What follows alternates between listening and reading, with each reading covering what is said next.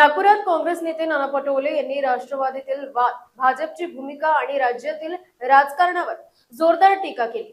अजित पवार गट, शिंदे सेना आणि भाजपवर निशाणा साधत मोठा राजकीय खेळ सुरू असल्याचा दावा त्यांनी केला।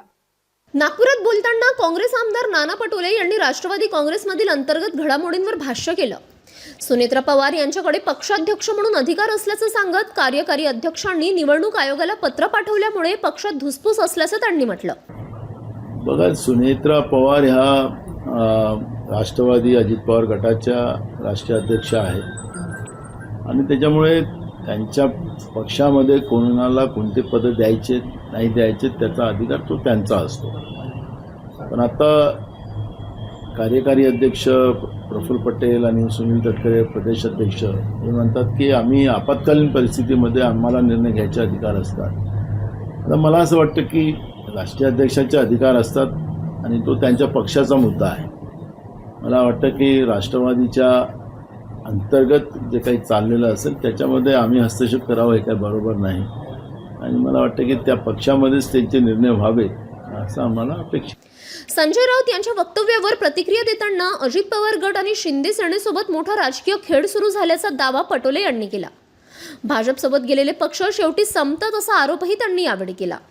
अशोक खरात प्रकरणावर बोलताना त्यांनी सरकारवर गंभीर आरोप केले। या प्रकरणाचा राजकीय वापर केल्याचं त्यांनी म्हटलं।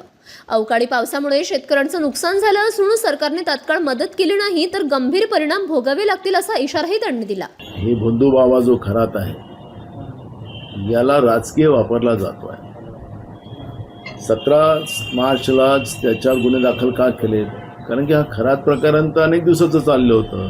फडणवीसांचे पोलीस, मग नाशिकचा पोलीस कमिशनर असेल की नाशिकचे ग्रामीणचे IG असतील, यांच्याजवळ सगळी माहिती होती। कारण की तिथं देशाचे गृहमंत्री जायचे, तिथं राज्याचे मुख्यमंत्री जायचे, 10 डझनपेक्षा जास्त मंत्री तिथं जायचे।